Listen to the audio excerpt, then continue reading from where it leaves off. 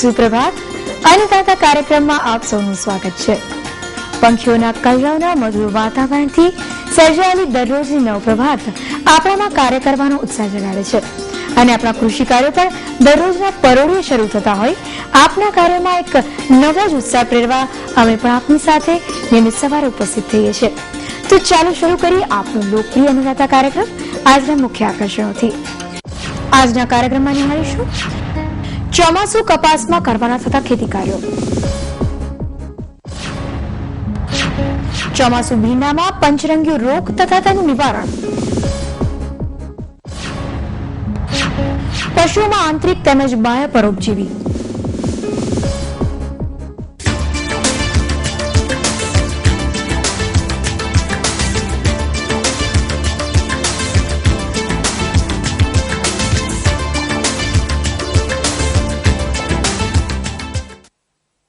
આપણા રાજ્યના ખેડૂતો પોતાની આર્થિક સ્થિતિને મજબૂત કરવા માટે ખૂબ જ મહેનત કરતા હોય છે.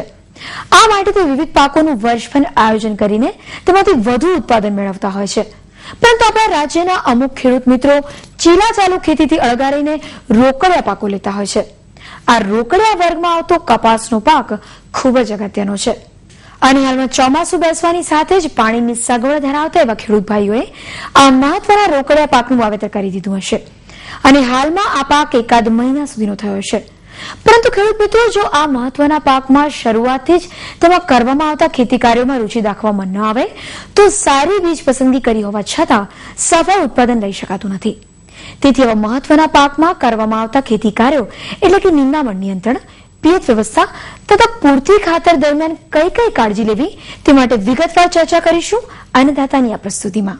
નમસ્કાર ખેડૂત મિત્રો, મારું નામ દિનેશભાઈ પટેલ છે.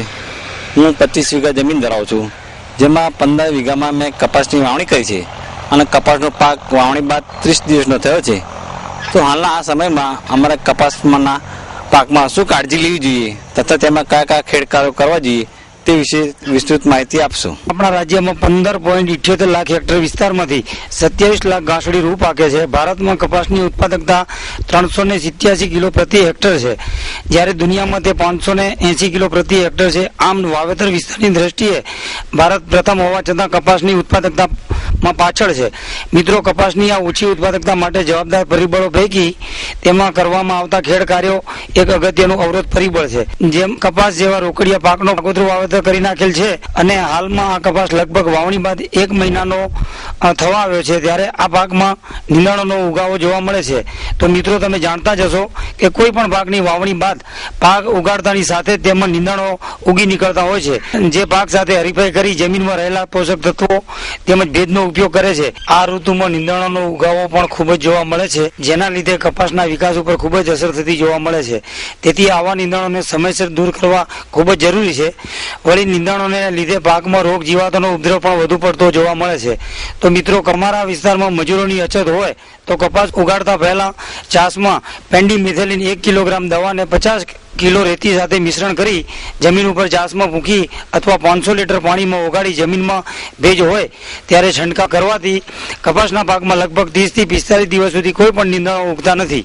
પરંતુ મિત્રો, આ દવા આપવાની રહી ગયેલી હોય અને મજૂરો પૂરતા પ્રમાણમાં મળી રહેતા હોય તો મજૂરો દ્વારા કપાસનો પાક 30 દિવસનો થાય ત્યારે હાથ નિંદણ કરાવવું અને છોડની આજુબાજુનું નિંદણ દૂર કરાવવું જોઈએ. આ ઉપરાંત મિત્રો, જો મજૂરોની અછત હોય અને પાકમાં નીંદણોનો ઉપદ્રવ વધી ગયો હોય તો બજારમાં મળતી નિંદામણ નાશક દવાઓ કે જે કપાસ ઉગ્યા બાદ ઉભા પાકમાં છંટકાવ કરી શકાય તેવી દવાઓ છંટકાવ કરવો.